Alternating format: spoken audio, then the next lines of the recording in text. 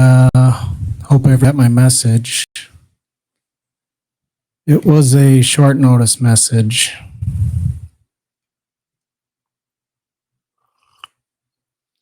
So we'll just wait till some people get in.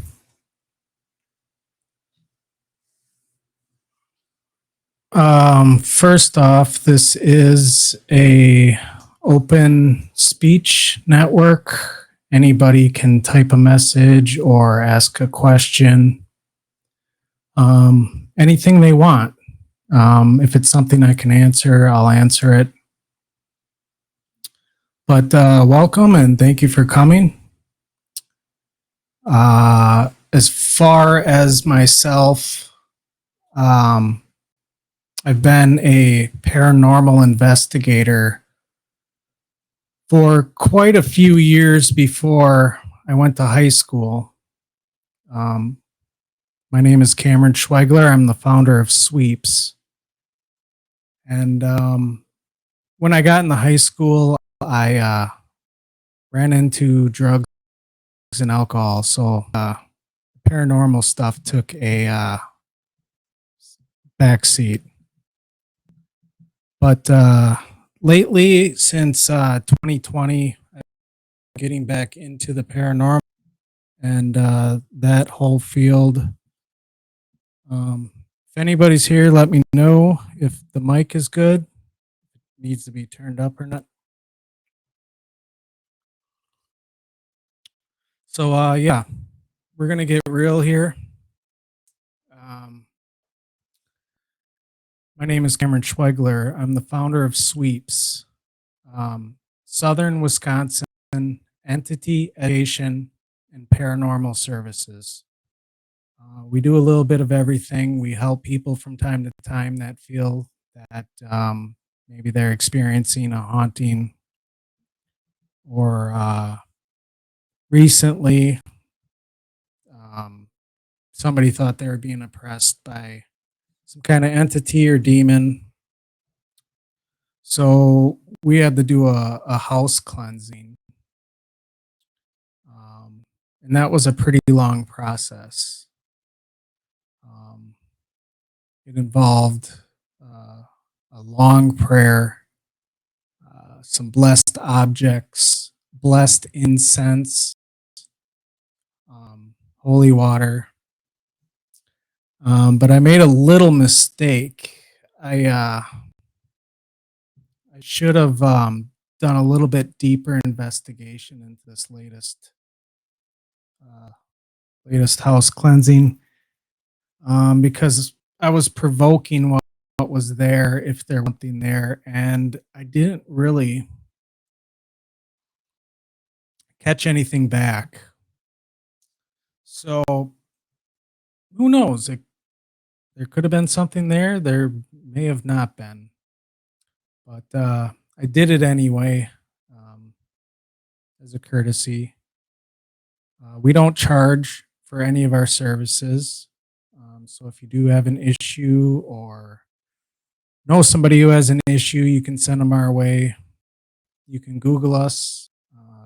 Just Google paranormal advisor or paranormal researcher in my area, and we should come up. But anyway, how's everybody doing? How's their Friday going? This is our very first show. So we have a couple topics we're going to talk about. Tonight's topic is going to center around a very famous, I wouldn't even call it a haunting. I would call it more than a haunting. It's the infamous Smurl haunting. The family that was absolutely tormented for a good decade. They lived with multiple spirits and an actual demon. I don't know if you guys have heard about the Smurl haunting or not. West Pittston, Pennsylvania. big family, Jack and Janet, and their three daughters, and their dog, which was a German Shepherd, Simon. Um, Kind of went through the ringer. Haunt. It was basically more than a haunting. It was poltergeist activity, um, probably times 10. Not your basic run of the mill footsteps.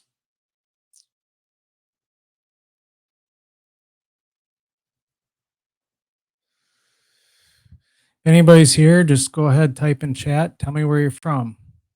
Michigan, Wisconsin, Florida, California. Um, so the Smurls dealt with more than just footsteps or creaks in the attic. I don't know if you remember if you're a little bit older in your late 30s, early 40s. In the early 90s, there was an actual made for TV movie starring Sally Kirkland. Um, it was called A Haunting. Very good movie, but it was completely based on the Smurl haunting. One of the better stories. Um, they had a lot of publicity. A lot of people eventually came to know about it.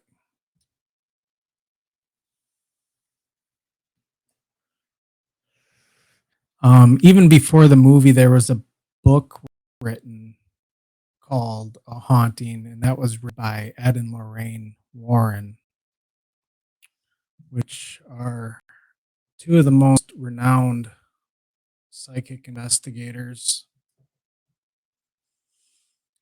who have both passed on. Lorraine recently. He wrote a book called A Haunting, and that book entailed. I actually just finished reading it not too long ago. That book entailed a lot of details about what was going on in the house. TVs would turn on and off that weren't plugged in. So you can imagine that. Dresser drawers would open and close at random. Closet doors, louver doors would slide back and forth rapidly, which isn't normal at all when you can barely open the door with the carpet there. It doesn't move that fast. Um, and a lot of just negative voices. Janet had a problem with her name being called, which is enough to scare you. So she would be in the basement and she'd hear somebody say, Janet. She would turn around and wonder, is my mind playing tricks on me?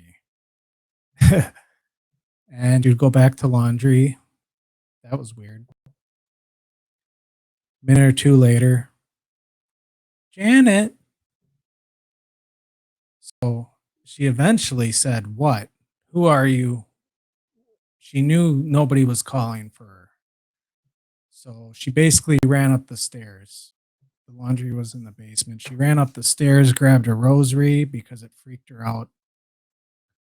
And what she was actually experiencing is it's a materialized larynx that sends sound through the air. Another way that you can hear things is through psychokinesis, where a ghost or a spirit or a demon might want you to hear something, like maybe footsteps or something crashing.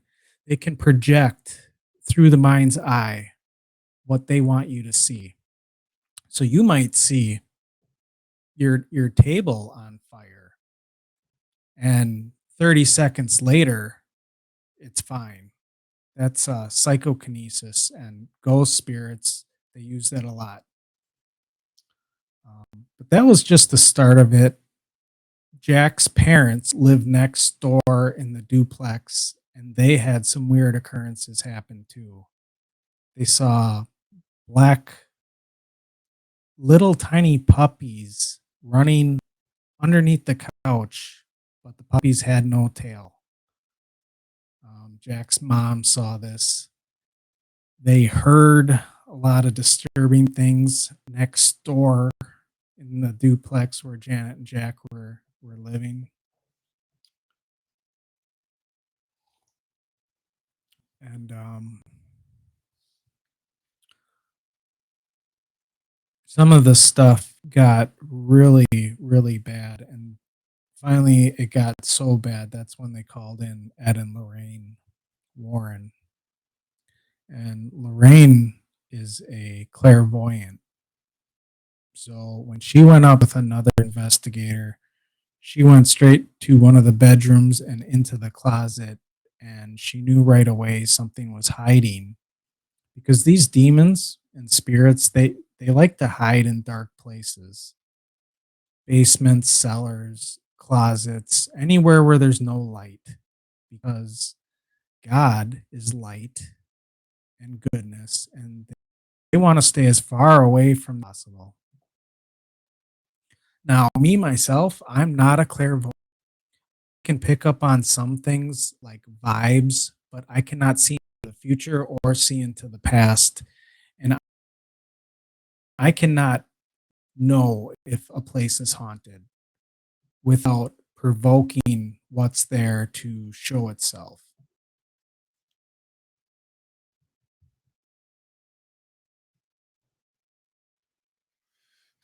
So don't mind me if I vape once in a while.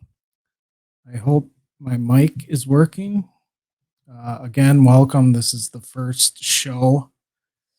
Right now, we're going to be doing it every Friday.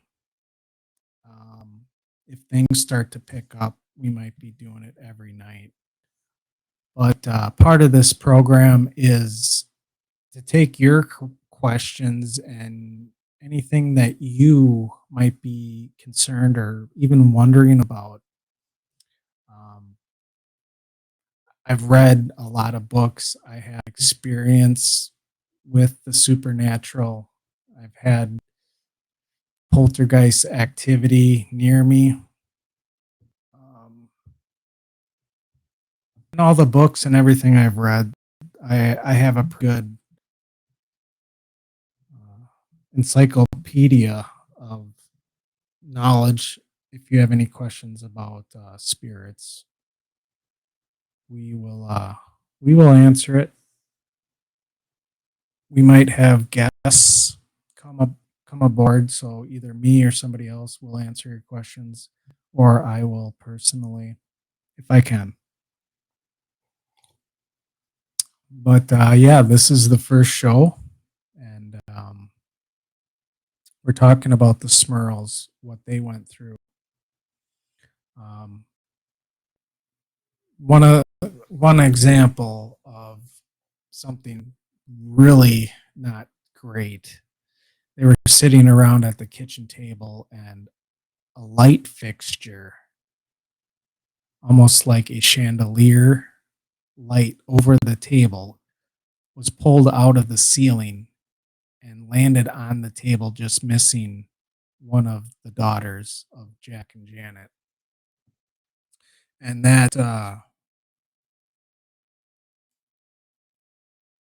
that's very powerful for something like that, to do something so evil. It takes a lot of power to do that. Rain eventually diagnosed that there were human spirits there and one demon because like attracts like. So if there were a couple spirits there already, they can attract things like a demon. And one of the spirits was okay, was more friendly, older lady, but there was also two other spirits that were more negative. And I think those two spirits that were inside the duplex probably initiated some of this activity, and then the demon came along later. That's my personal thoughts. But every haunted house doesn't mean that there's a demon there. Um, when you get when you get in the demons, there's a lot of tells. One is just foul odors or smells coming out of the blue. You walk into a bedroom and boom, you're hit with just an awful odor. And then it goes away 30 seconds, a minute later. You can't identify why that happened. Um, and the powers of a demon is how you know you have a demon. Um, that's why, in my opinion, a lot of the poltergeist things that happen, I believe it stems from some form of demonic entity because demons are all over. They have a lot of power. And sometimes spirits can put together enough power to do something and or show you something or maybe turn a light on or turn it off. But generally when you see like TVs lifting up in the air or a refrigerator hovering in front of you, you're dealing with something powerful, which would be a demon. So if anyone here has a question about poltergeists or demons, go ahead, type in the comments, and I will try to answer it for you.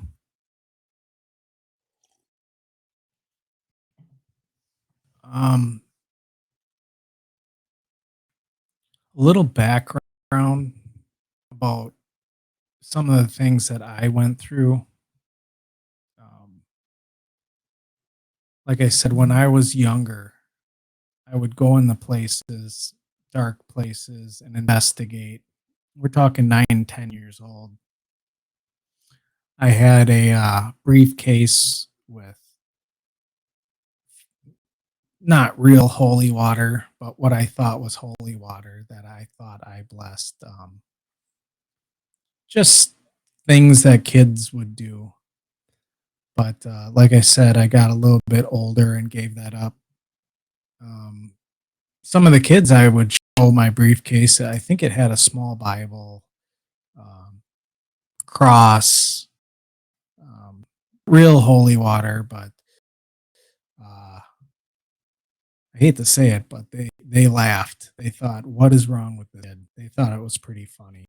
Why is he carrying around a briefcase with religious artifacts and objects in it and going around thinking he's a ghost hunter?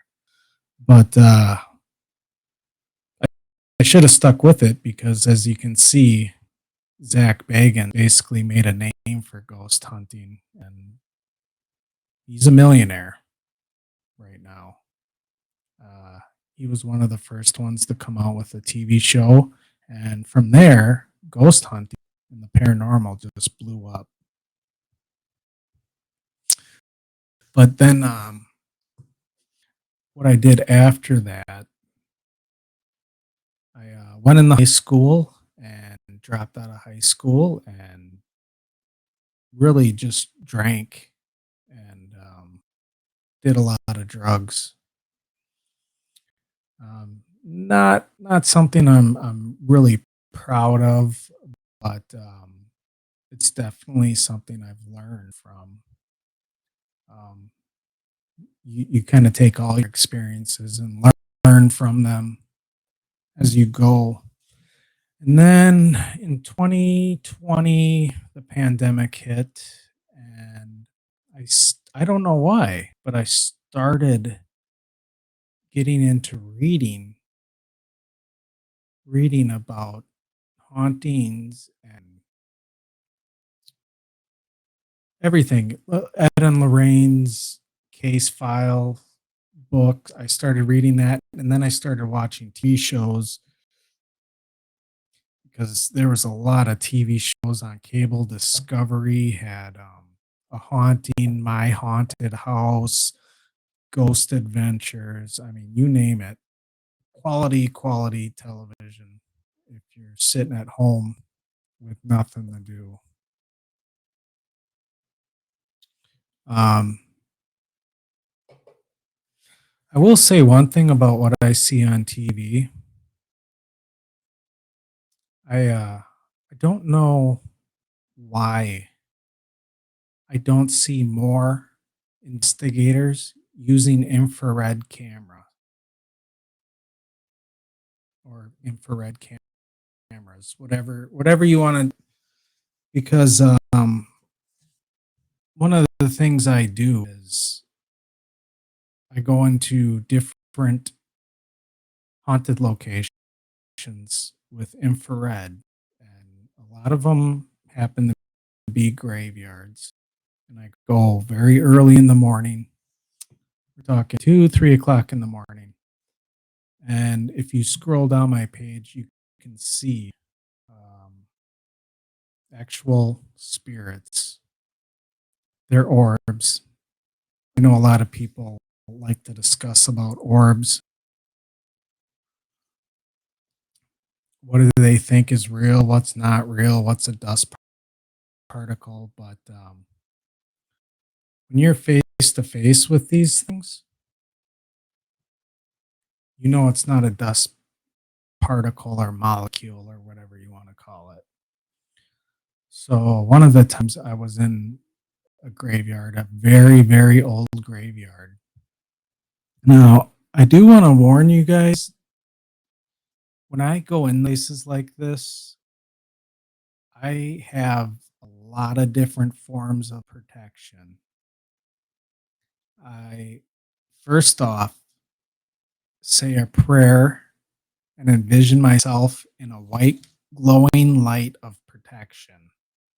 And I ask God, please protect me against anything evil, demonic, human, anything that wants to harm me. Protect me with this glowing white light as I enter into some of these places that I know for a fact have spirits and entities in them. Um, it's very strange. It's very strange. But then I also wear a lot of medals, which are sacramentals, as you can see. They're blessed sacramentals. Um, and I've been lucky so far. But I wear quite a few different medals. One of Padre Pio, Saint Michael the Archangel. I have a bracelet with Padre Pio. I have a blessed rosary, a Saint Benedict blessed rosary. So I even have holy water in a tiny little jar just in case things get a little too crazy. But I go in protected when I go into a graveyard. Um, I wouldn't recommend it. First couple times you do it, you probably give yourself a heart attack because your heart is pumping so fast. But you carry on. So a couple I went into a graveyard late at night, and I noticed right away a couple different shapes of orbs that were actually coming up to me. Um, and the reason I think they were coming up to me is because they could probably see my living soul or entity or glow. So they were attracted to that. They were kind of interested in what I was. Um, One graveyard in particular, I would go back a couple times. And I started to notice some of the same orbs. Um, if you look on my Facebook page, there's a big, fluffy, floating orb. That orb moves around very slow and nonchalantly. One of the other orbs that is at this particular cemetery is something I can't or I have not figured out yet. It's an orb that I've seen on more than one occasion, but it's got an orb linked to it. It's a white orb, see through, and it's got a black orb, tiny black orb linked to it. So wherever it goes, it's like they're one. Now, I don't know where my research is going to take me, if I'll ever get an answer on why this spirit has two orbs. It could be a lot of different things. But one is white and the other one is small and black. So on another stream, I'll get into what I think a couple of the possibilities would be, what they are. Um,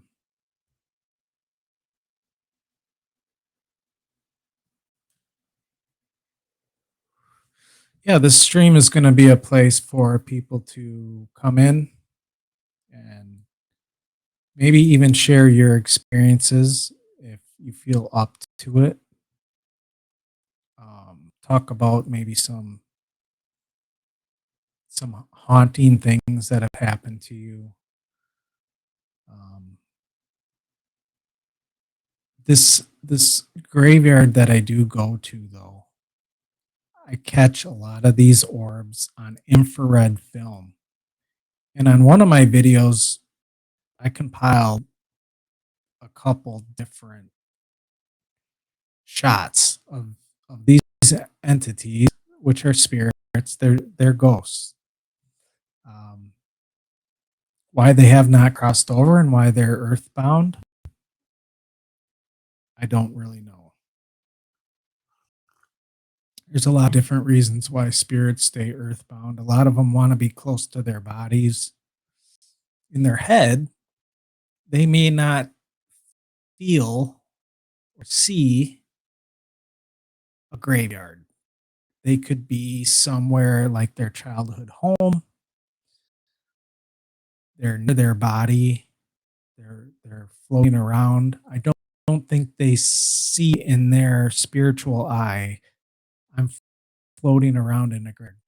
No, they're probably walking around a loved area you used to vacation at, or maybe in a childhood home or bedroom, or you don't know, but they're hanging around their body. Um,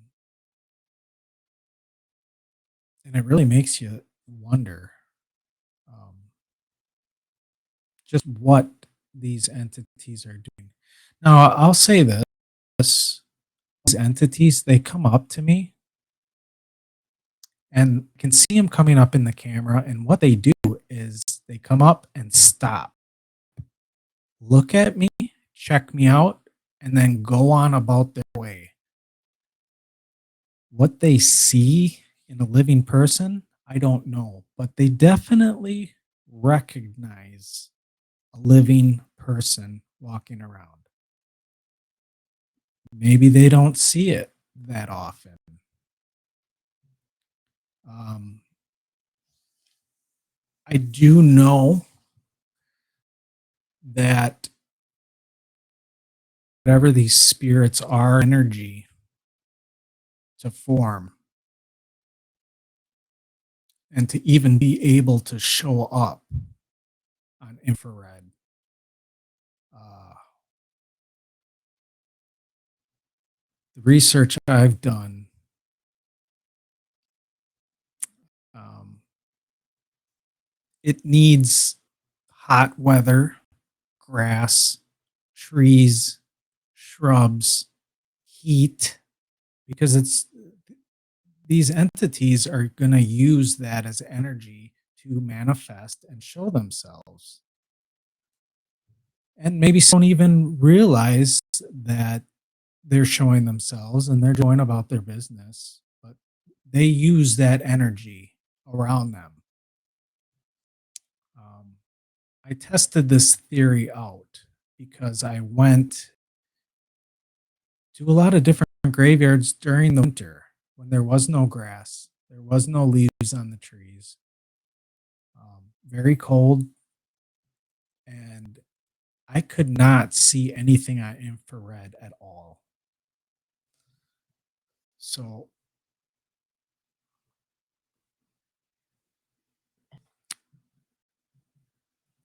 saw nothing. So that tells me that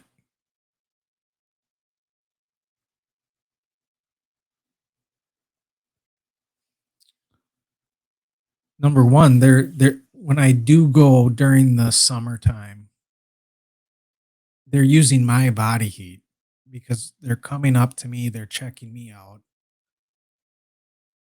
They're using my energy.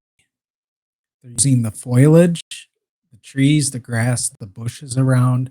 They're using the heat in the air to form into these spirits, these balls of energy. You can look on my page. You might have to scroll down a little bit, but there's a compilation. And I'm going to be doing a lot more research this year, 2020. I'm making breakthroughs. I don't see this kind of stuff on TV. Talking to a PhD doctor in metaphysics, and she said some of the footage I sent her, she's never seen before and would like to start sharing it in her classes.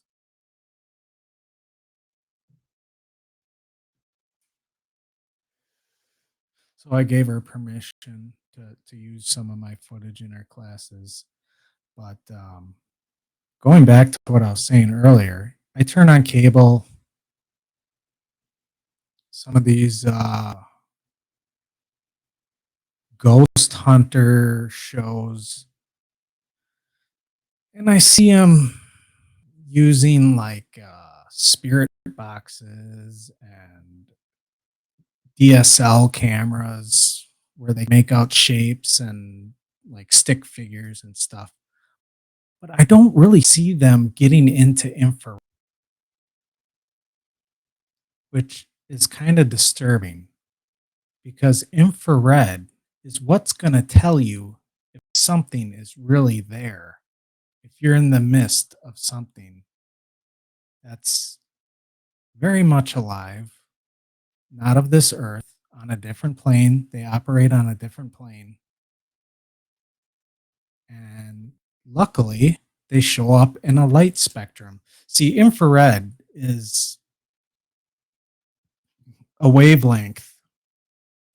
It's a wavelength of light. There's a huge spectrum of wavelength, and that's a whole nother episode. But it's just right. The wavelength is right enough that you can see some of this otherworldly spiritual um, phenomenon. Um, so as far as paranormal playground goes, we're going to be talking about real hard hitting experiences, real concrete proof. Uh, I don't want to take away from what other ghost hunters are doing, but some of the uh, the evidence and the videos that I'm going to be making are going to be knocking down doors, revolutionary, whatever you want to call it. Eventually, I'm probably going to have to write a book about some of my findings. Um, because you can't just go into a person's house that they wanted and believe them. You need some kind of concrete proof. You have to see this stuff with your eyes. You can't just take their word for it. And I made mistakes like that in the beginning too. I would go on a call and just take their word for it that it's haunted and really underlying stuff going on. Um, Mental health issues, drug addiction, alcoholism. I mean, you name it. Uh, and sometimes certain drugs and alcohol can actually attract evil spirits and entities because your defenses suddenly are down. When you're drinking, using, whatever you're doing, your aura turns a different color. Sober and productive and healthy, you might have a vibrant red, orange, green, golden glow about you. But if you start using alcohol and drugs on a consistent basis, that glow starts to die down. And now maybe you're putting off a grayish glow. Um, and negative spirits, entities, demons, they're attracted to this because they know that your aura is different. What a demon would want to do, if it can enter into your life, they can tell by the aura. So I had a huge problem with drugs and alcohol, and by the grace of God, I've been sober for over 4 years now. But I could tell when I was using a lot of alcohol and whatever would be around. Um, every so often, things would happen. You're opening up doors, your defenses are down, your spiritual defenses are down, you're opening your psychic ability to a different world because you don't have that barrier up when you're sober. So a couple times I would be sitting at home alone and I would hear, I live in a very old home, by the way. Uh, God, how old is it? I'm thinking probably early 1800s, 1800s, probably 1800s. I'm guessing is when this house that I'm in was built. But I would hear boots upstairs walk back and forth up and down the hallway. And we're not talking like a house creak. I mean, this is somebody that probably used to live here or a spirit that wanted to project to me somebody walking back and forth because it went on for a good 2 or 3 minutes. That was new. Never had that happen before. You could have swore somebody was upstairs walking back and forth. And it went on for about 3 or 4 minutes and then it just stopped. And I'm sure a lot of you out there have probably dealt with with something like that before. Maybe you heard noises or um, footsteps. I've also seen things move. I've seen clothes jump out of uh, clothes hampers unnaturally, like they're in the clothes hamper and like a sleeve will flop out that's in the hamper. Um, that activity would happen to me when I was abusing alcohol and drugs.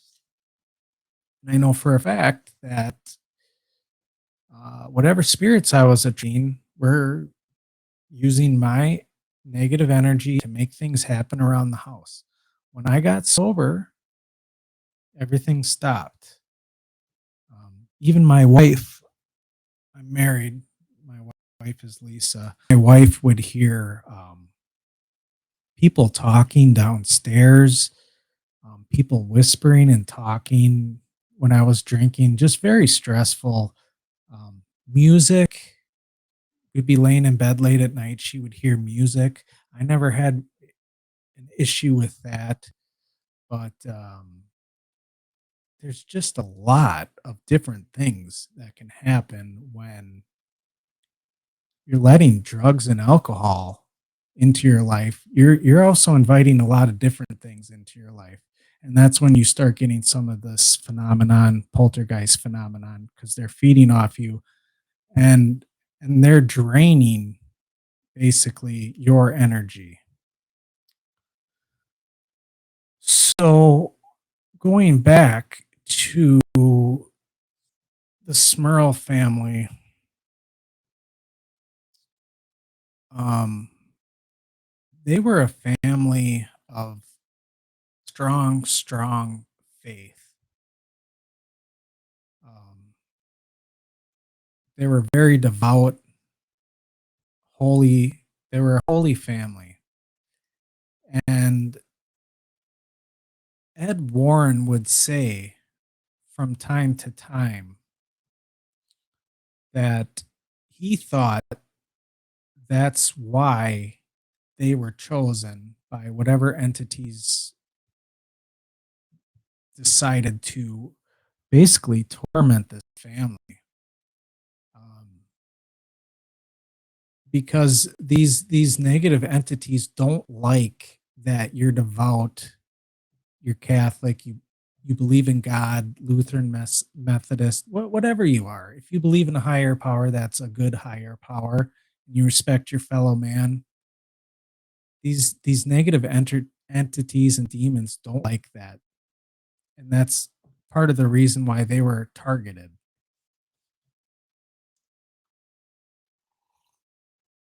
But their faith is what kept them together because it's unbreakable. If you have strong faith in God, there's no entity or demon that can break that because God is more powerful than demons. Now that doesn't mean that demons can't do things to make your life miserable. But if God deems it so, and that family eventually, after 10 years or so, and multiple house cleansing, blessings, exorcists, home exorcisms, finally got rid of whatever was there. 3, 4 different priests had to exorcise that house because sometimes one or two exorcisms don't work. Uh, you need multiple. Finally, the Vatican and Rome got involved and they cleared the house. They sent somebody over and cleared the house finally. So, if any of you want to share a story or have a question, anything, go ahead, type it, tell your story. We'll talk about it. No one's judging here. Everybody has a chance to speak. And if you have a question, I'll answer it. But some of the things that did happen to the Smurl family are things you couldn't imagine. The dog Simon would be upstairs on the steps, and there'd be a gate blocking the steps, and the dog would end up they would turn around and the dog was in the living room downstairs. There's no way he could have done that. So these things were so powerful that the dog would dematerialize and materialize in a different place. Sometimes the dog would dematerialize in the house and materialize outside. And I know that sounds crazy, but it is a scientific thing. When things dematerialize, the atoms and everything that make up that object, whether it's a vape or a glass, all the molecules can break down in nothing and come together again, living or not living, come together in a different location. It's very strange, but it does happen all the time. And it takes a powerful entity to dematerialize things and move them. There's been studies that have looked over how things dematerialize. It's almost like if you think about it, you put down your keys or you something where you know you set it and you go back and it's not there, but it just shows up randomly, like maybe your phone or your key show up randomly somewhere else where you know you would never put it, but it just shows up there. That's how things can dematerialize. And sometimes it's even caught on video, which is strange. People just disappearing and ending up in a different room. It's uh it's very strange and it's probably a whole nother episode. But as far as what these shows are gonna be, they're gonna be an hour or so, maybe more, maybe a little less, but definitely an hour's worth of different topics.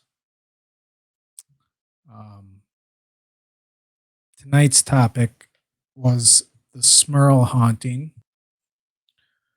which apparently on one of the daughters doing really good.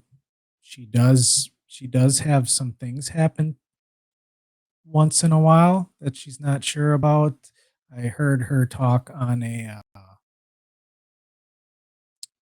think it was like a podcast, and she talked about how things come in and out of her life that she's not sure of because she lived through that haunting.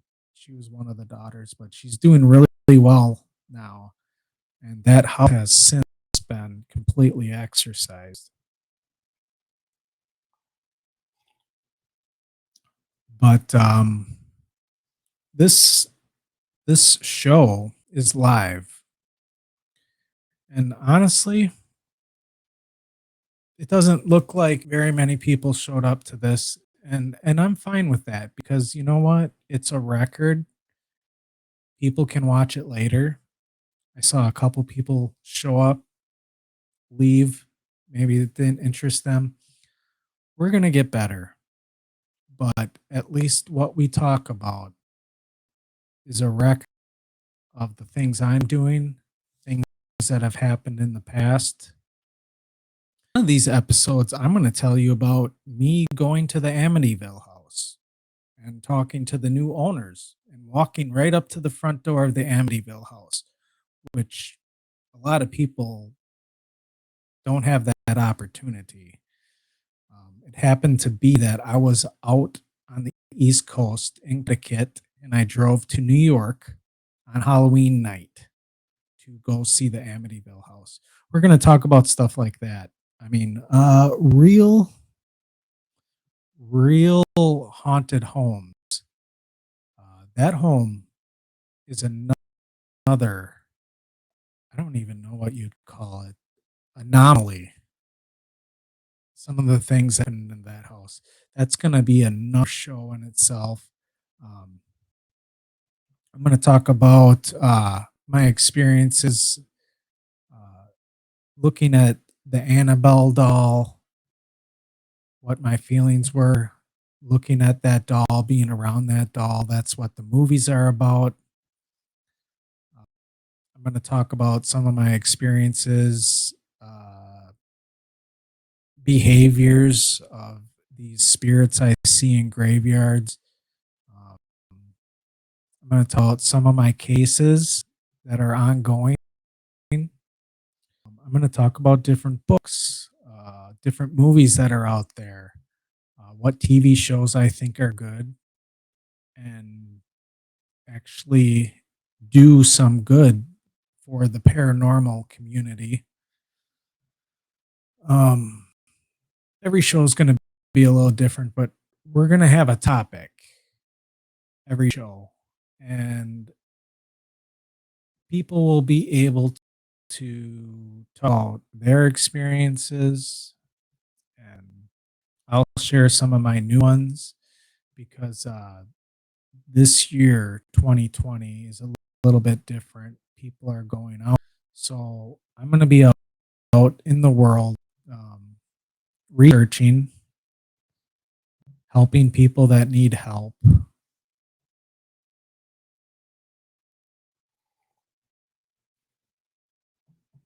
and basically telling you guys about some of the new experiences I'm going to have and some of the new research that I'm doing into the field of the paranormal. So I will say this was a good first show. Not that many people showed up, and that's fine. I hope if you're watching this now, it was entertaining. But we're going to do more. We're going to do a lot more shows, and I'm going to figure out a way to show video on some of the things that I capture on infrared film. Um, Infrared is my go to. I have a lot of different cameras. I have a full spectrum camera, infrared camera. I'm expecting some new equipment from Night Fox soon. They have a lot of decent priced night vision or infrared vision equipment. So, big shout out to them for making good quality product. And some of these shows, we're going to talk about the books I just read, and what books you've read that you find interesting. Um, I have a ton of books I've been reading lately, and they're absolutely fascinating. So if you did pop in for a little bit, like I said, this is our first show. We're going to get better every time. I'm going to bring more stuff to talk about. I'm going to bring new things. We're going to be able to look at video. We're going to upgrade our equipment. I know this webcam is kind of a little dodgy, but when you're on short notice and you promise people like you guys out there that you're going to have a show to talk about ghosts and talk about your experiences, we're going to bring it. We're going to bring it on short notice just because why not? So if anybody has any questions, shoot me a comment. Tell me where you're from. Hey, I'm from California, or I'm from Arkansas, or Florida, or Wisconsin, or Minnesota, wherever you are. Jump on stream with me. Tell me maybe some of your experiences that you've had, and I will let you know my thoughts, and I'll share my experiences. And I think as the shows progress, we're going to have more and more people coming to the table and sharing. So this was a normal time frame for the first show. We're about at 57 minutes. I wanted to go about an hour for the first show. Quick recap. We talked about spirits in graveyards.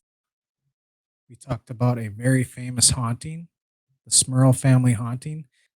Side note, Google a haunting TV made for TV movie.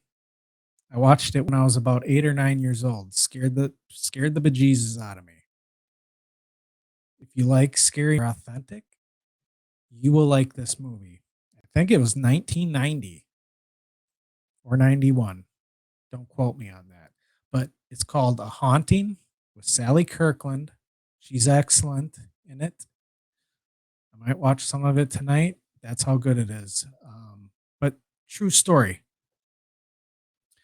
The stuff I come on here with is all going to be true stories. I'm not going to dive into things that I know about. Like, I don't know about UFOs. I've never had an experience with UFOs. Do I believe that there's other planets that have life? Probably. Whatever God wants, he'll do. Do people have seen UFOs? You know what? Probably. They probably have. But I don't know jack about UFOs. So you're not going to get UFO talk out of me. You're going to get real talk about things that I know about. The other side of life.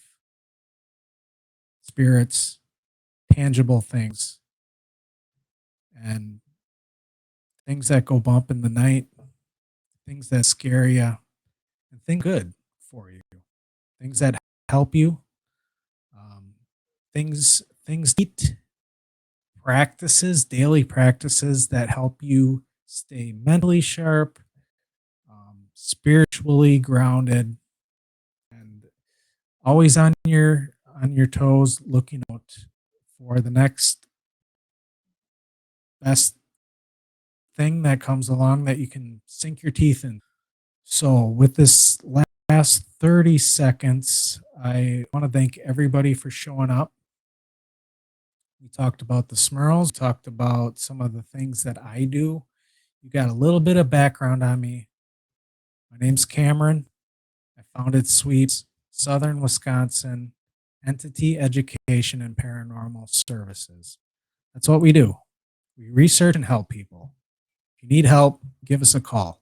Google us. If we're not in your area, we know somebody that is. Other than that, we're going to be signing off, but we will be back next week with a whole new topic and maybe a couple extra scary things that I can tell you about that I didn't want to bring up on the very first episode, but it may get a little hairy in this second episode.